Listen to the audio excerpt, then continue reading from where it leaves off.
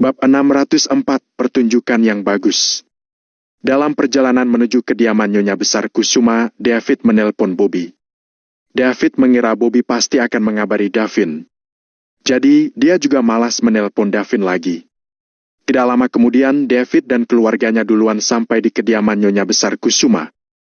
Tidak sampai 5 menit, keluarga Bobby dan keluarga Davin juga sudah sampai.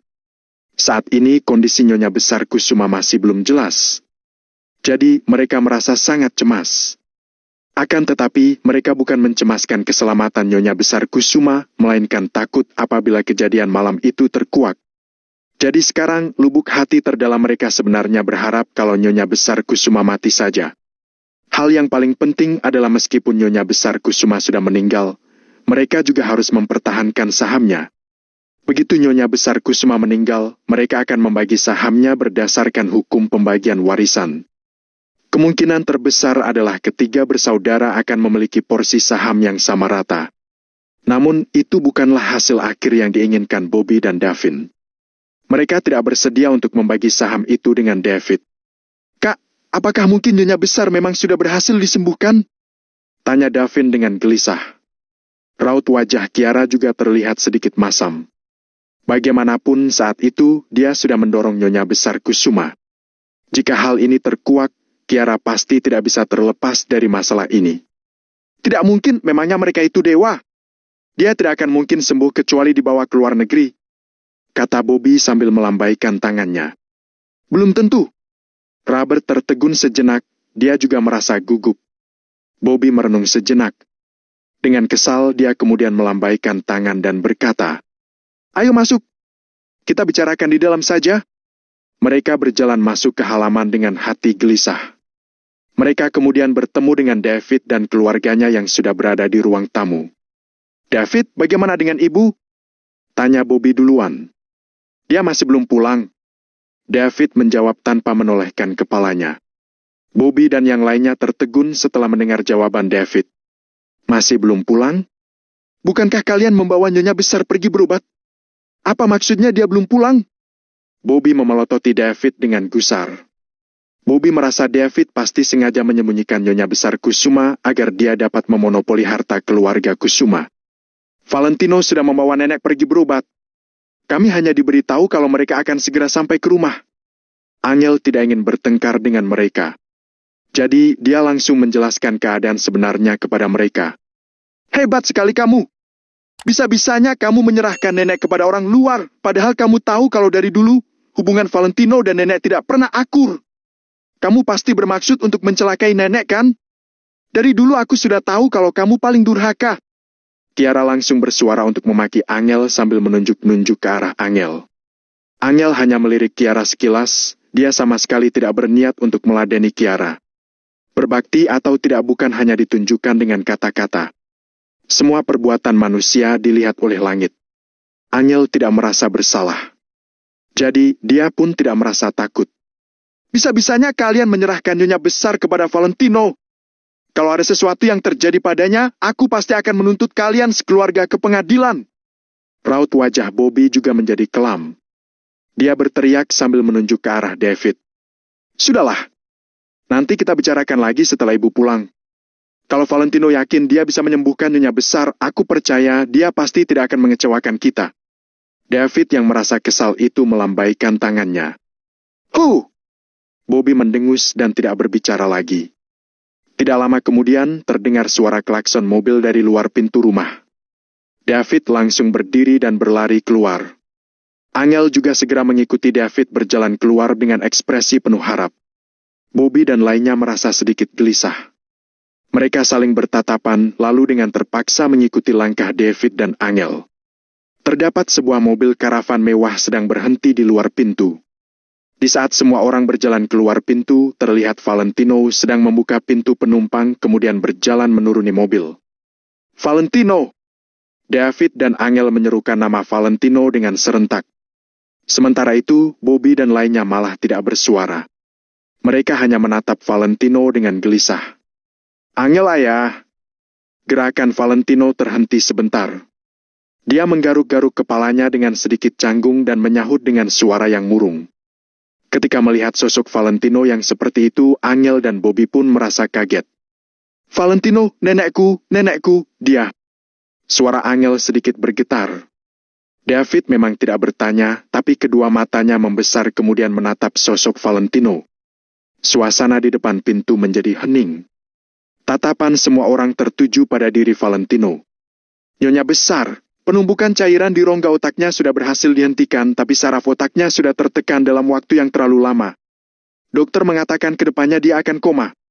Valentino menjelaskan situasinya dengan ekspresi tenang. Apa? David tercengang dan jatuh terduduk di atas lantai. Mata Angel juga melebar, dia masih tidak dapat menerima kenyataan ini. Sementara itu, Bobby dan lainnya malah mengembuskan napas lega. Untung saja Nyonya besar tidak siuman. Dengan demikian, masalah yang mereka lakukan pun tidak akan diketahui siapa-siapa.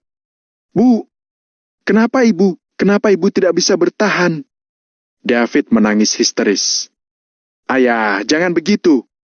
Kalau bukan karena bantuan Valentino, dokter pasti sudah menyuruh kita mengurus pemakaman nenek. Saat ini nenek masih hidup, jadi kita sudah semestinya merasa bersyukur, kata Angel sambil memapah David. David tertegun sejenak lalu mengangguk-anggukkan kepalanya. Betul. Valentino, terima kasih ya. Di mana ibuku sekarang? Valentino mengangguk pelan. Dia lalu membuka pintu mobil karavan dan membuka papan miring untuk mendorong Nyonya besar Kusuma keluar. Nyonya besar Kusuma sedang tidur lelap di atas kursi roda, ekspresi wajahnya terlihat tenang. Sekujur tubuhnya sama sekali tidak bergerak. Dia tidak ada bedanya dengan orang koma. Mata David dan Angel memerah ketika menyaksikan kondisi beliau. Akan tetapi mereka tetap mengendalikan perasaan mereka. Mereka segera membantu Valentino untuk membawa Nyonya besar Kusuma masuk ke dalam rumah. Bobby dan lainnya malah sama sekali tidak berniat untuk membantu. Mereka hanya berpangku tangan dan membiarkan Valentino dan David memindahkan Nyonya besar Kusuma ke atas tempat tidur. Ayah, bawalah Angel keluar dulu. Tadi dokter berpesan untuk memberikan obat kepada Nyonya besar, kata Valentino kepada David sambil bangkit berdiri. Valentino, terima kasih atas jerih payahmu. Tapi dia adalah ibuku, aku memang seharusnya melakukan hal ini. David segera berkata, tidak perlu.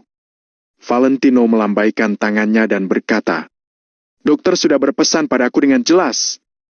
Kalian juga tidak tahu obat apa yang harus diberikan kepadanya. Sebaiknya kalian tunggu di luar saja. David tertegun sejenak, tapi dia juga tidak memaksakan kehendaknya lagi. Dia dan Angel berjalan keluar dan menutup pintu kamar dengan pelan. Nyonya besar, mereka sudah keluar, kata Valentino dengan suara lirih. Nyonya besar Kusuma yang seharusnya koma itu langsung membuka matanya secara perlahan. Raut wajahnya terlihat gugup dan hatinya pun terasa sakit. Kelakuan Bobby dan lainnya di depan pintu tadi sudah terlalu mengecewakannya. Meskipun dia sudah menjadi seperti itu, mereka juga tidak bersedia untuk memegangnya. Akhirnya Nyonya besar Kusuma percaya bahwa anak-anak tidak akan berbakti ketika orang tua sudah jatuh sakit. Apakah Nyonya besar masih mau meneruskan sandiwara ini? Aku takut Anda tidak bisa bertahan, kata Valentino dengan ekspresi tenang. Nyonya besar Kusuma terdiam beberapa saat, dia lalu mengembuskan napas panjang dan berkata dengan senyum pahit. Lanjutkan saja. Aku ingin tahu bagaimana sikap anak dan cucu yang selalu aku banggakan itu terhadap aku. Baiklah. Valentino mengangguk kemudian langsung berjalan keluar. Karena Nyonya besar Kusuma penasaran, biarlah dia melihatnya dengan baik. Pertunjukan yang bagus akan segera ditampilkan. Bab 605, tak berbakti. Seperti itulah rencana Valentino. Valentino menyuruh Nyonya besar Kusuma untuk berpura-pura belum sembuh dan masuk ke dalam kondisi koma. Setelah itu, Nyonya besar Kusuma akan dibawa pulang agar dia melihat baik-baik bagaimana sikap anak-anaknya.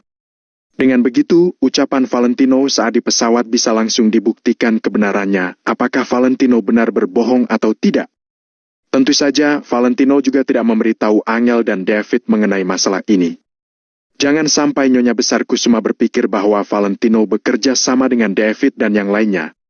Setelah keluar, Valentino hanya menarik pintu kamar tanpa menutupnya rapat. Dengan begitu, suara di luar bisa terdengar jelas sampai ke dalam kamar. Semua orang mengalihkan pandangannya begitu melihat Valentino keluar. Valentino, kamu membawa ibuku pergi berobat secara diam-diam, tapi hasilnya ibu malah jadi koma. Bagaimana kamu menjelaskan hal ini? Aku beritahu, walaupun kamu mengenal Hendrik, aku tetap akan menuntutmu ke pengadilan. Davin berteriak sambil menunjuk Valentino. Aku yang meminta Valentino untuk membawa ibu berobat. Rumah sakit di kota Neo sudah tidak berdaya, apakah waktu itu kalian tidak mendengarnya? David berteriak. Davin meludah lalu berteriak. Tidak perlu membicarakan hal yang tidak ada gunanya. Valentino membuat Nyonya Besar menjadi koma, ini adalah fakta. Intinya yang aku tahu Nyonya Besar masih baik-baik saja sebelum pergi. Tapi setelah Valentino membawanya, beliau malah jadi koma. Aku tidak tahu apa yang sebenarnya terjadi di antaranya. Saat Nyonya Besar pergi, aku sebagai anaknya juga tidak tahu. Dengan dasar ini, aku bisa menuntut kalian, kata Davin sambil tersenyum sinis. Kiara juga mendengus dan berkata, Valentino, jangan kira kamu bisa berbuat seenaknya hanya karena kamu mengenal beberapa orang hebat. Di atas masih ada hukum. Katakan bagaimana kamu akan menjelaskan masalah ini. Menjelaskan? Kenapa aku harus menjelaskan? Valentino menggelengkan kepala perlahan-lahan, lalu mendengus dan berkata, meskipun aku membuat Nyonya Besar koma, setidaknya aku berusaha menyembuhkannya. Bagaimana dengan kalian? Pergi menemui pengacara untuk mencari tahu bagaimana membagi harta warisan setelah Nyonya Besar meninggal. Membiarkan Nyonya Besar menunggu kematiannya di rumah sakit. Valentino, omong kosong apa yang kamu bicarakan? Bobby memarahinya. Apakah omong kosong atau bukan, semua perawat di rumah sakit juga melihatnya.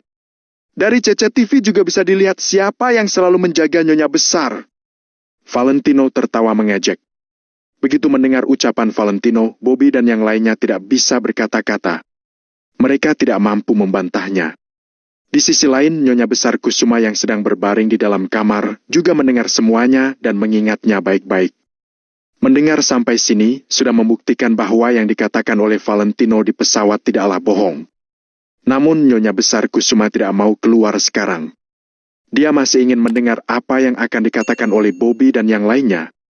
Sudahlah, tidak ada gunanya membicarakan ini. Sekarang Nyonya Besar sudah seperti ini. Bagaimana mau kalian?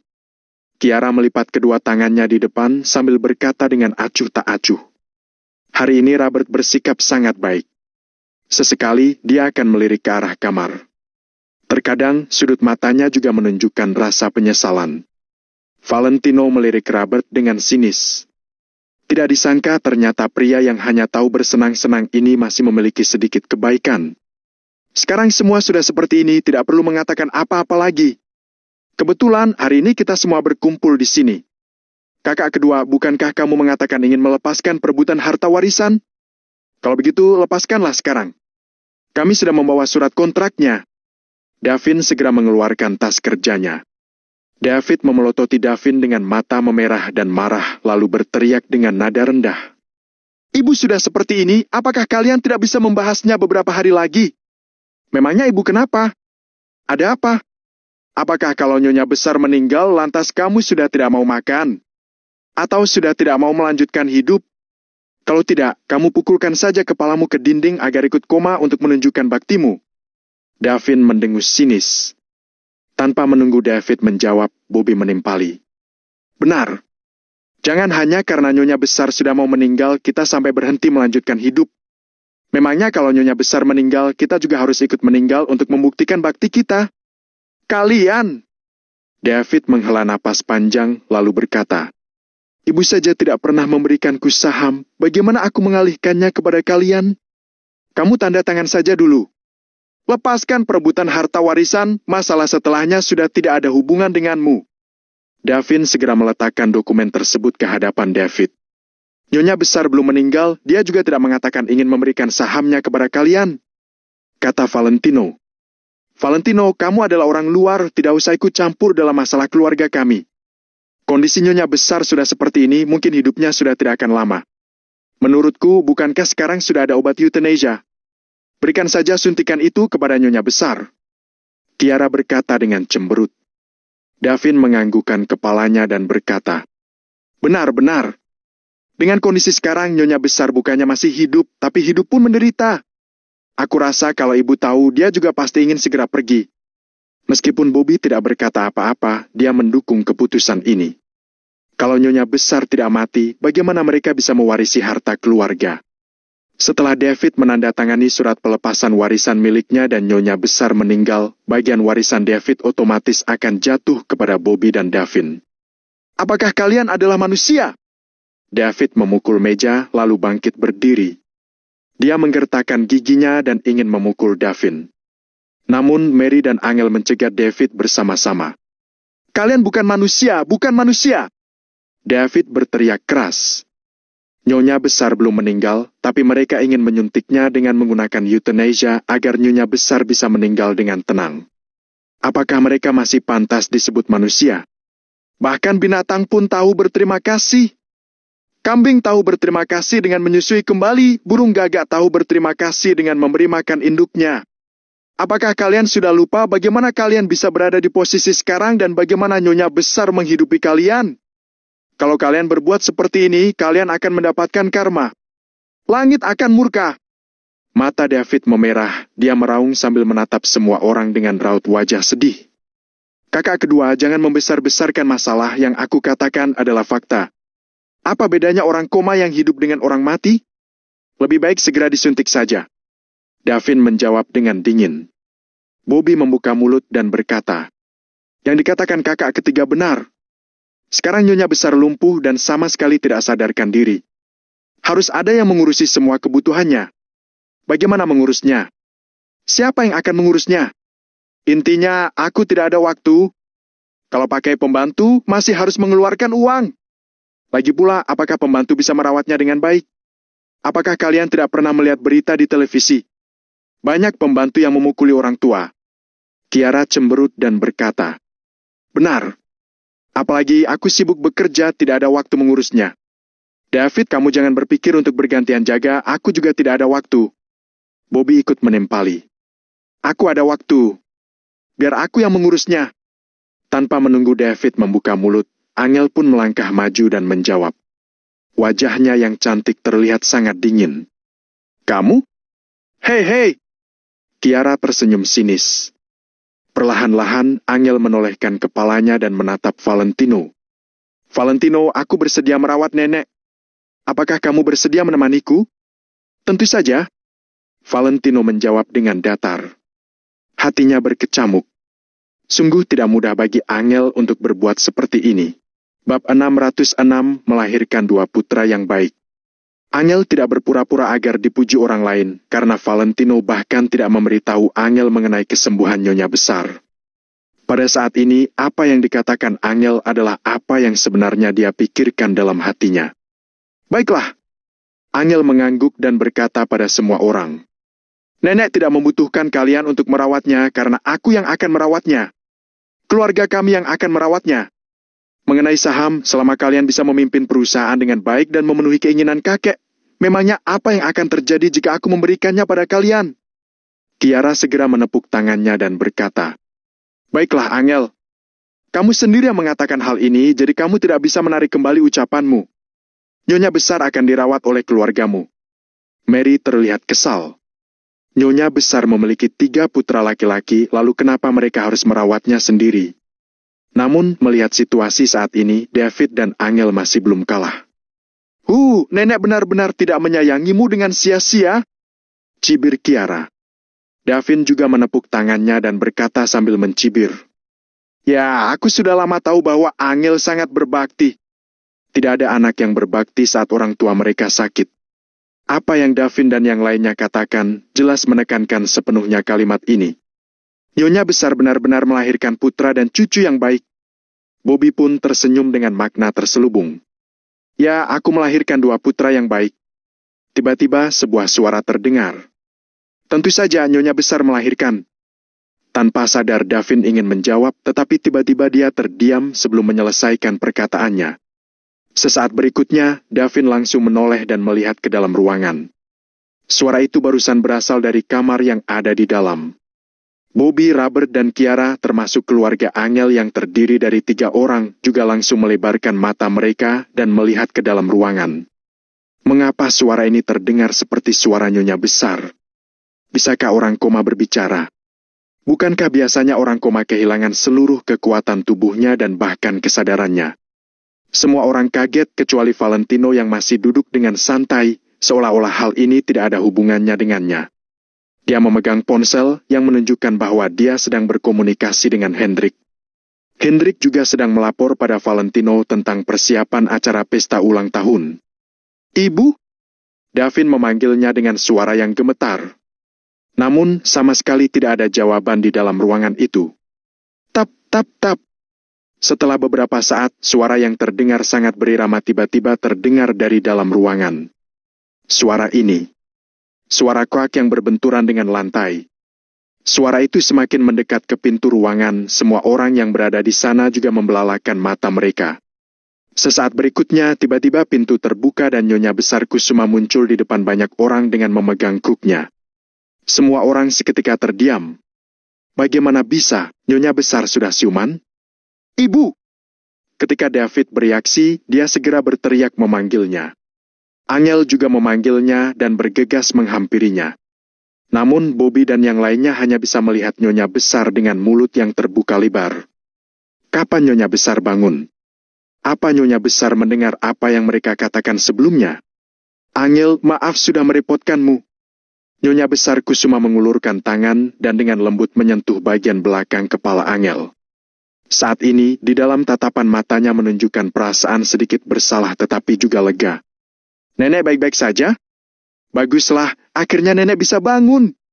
"Aku tidak merasa direpotkan sama sekali, nenek," kata Angel dengan mata memerah. Wajah Nyonya Besar Kusuma juga berlinang air mata, dia merasa terharu dengan apa yang Angel dan David lakukan. Namun, dia juga merasa sedih karena sikap Bobby dan yang lainnya. "Haft." Nyonya Besar Kusuma menghela napas dan berjalan menuju ruang tamu. "Bu, duduklah dulu."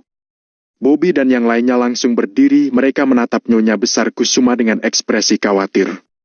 Nyonya Besar Kusuma tidak merasa sungkan sama sekali, dia langsung duduk di kursi dan memandangi semua orang dengan krak di tangannya. Namun, Valentino masih menunduk dan hanya duduk diam. "Apa nenek baik-baik saja? Aku sangat mencemaskan nenek." Tiba-tiba Kiara melangkah maju dan menarik Angel menjauh. Kemudian, dia berjongkok dan mengelus lembut kaki Nyonya Besar Kusuma. Robert menggertakkan giginya dan juga berjalan menghampiri Nyonya Besar Kusuma. Ibu begitu beruntung dan sangat diberkati. Ibu akan memiliki berkah besar karena ibu berhasil sembuh dari sakit parah yang diderita. Aku telah berdoa hari ini untuk mendoakan keselamatan ibu." Bobby juga segera mencari muka. "Apa kamu berdoa agar aku segera mati?" Nyonya Besar Kusuma menatap Bobby dengan wajah tanpa ekspresi. Ekspresi Bobby seketika membeku, dia langsung menutup mulutnya. Kiara berbalik lalu menatap Valentino dan berteriak dengan marah. "Valentino, apa kamu sedang mempermainkan kami?" Valentino melirik Kiara dengan penuh arti. Kali ini, dia sedikit lebih pintar. "Sudah cukup! Jangan katakan apapun lagi." Nyonya Besar Kusuma melambaikan tangannya perlahan. "Bobby, Davin, kalian semua pergilah. Kedepannya kalian juga tidak perlu datang lagi ke tempatku lagi." Nyonya Besar Kusuma mengusir mereka dengan sangat tegas, bahkan maksudnya sudah sangat jelas. Jadi, Bobby dan yang lainnya langsung terdiam.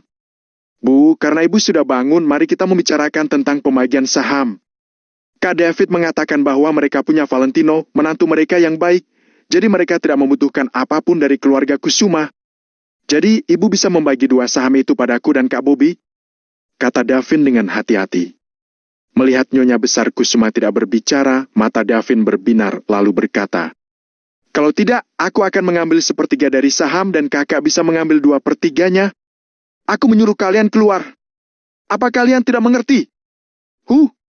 Apa kalian ingin aku mengusir kalian dari rumah keluarga Kusuma dan membiarkan kalian hidup di jalanan agar kalian puas?" Nyonya Besar Kusuma terus memukulkan krak yang ada di tangannya ke lantai dan meneriaki beberapa orang itu. Melihat Nyonya Besar Kusuma seperti ini, Davin pun langsung mengetahui alasannya. Tampaknya Nyonya Besar Kusuma sudah mendengar sebagian besar dari apa yang baru saja mereka katakan, walau itu tidak sepenuhnya didengar. Kalau begitu, lebih baik langsung tunjukkan karakter asli saja. "Nyonya Besar, kami bisa pergi, tapi kita semua harus membicarakan soal saham terlebih dahulu." Davin langsung mengatakan tujuannya tanpa berpura-pura baik lagi. Benar, Bu. Ini adalah hal yang sangat penting. Jangan sampai ibu melakukan sesuatu yang membuat putra ibu kecewa. Wajah Bobby juga terlihat sedikit masam. Nyonya besar Kusuma menggelengkan kepalanya dan tersenyum pahit, membuat mereka kecewa. Apakah ini akan terjadi kalau mereka sendiri tidak melakukan sesuatu yang membuat Nyonya besar kecewa? Awalnya Nyonya besar berpikir untuk membagi saham menjadi 3 bagian secara rata untuk ketiga putranya. Namun keserakahan mereka yang tiada habisnya, mereka justru melepaskan kesempatan. Saham itu pasti akan diberikan pada putraku, tetapi bahkan jika aku mati, aku tidak akan memberikannya pada kalian, kata Nyonya besar Kusuma dengan tegas.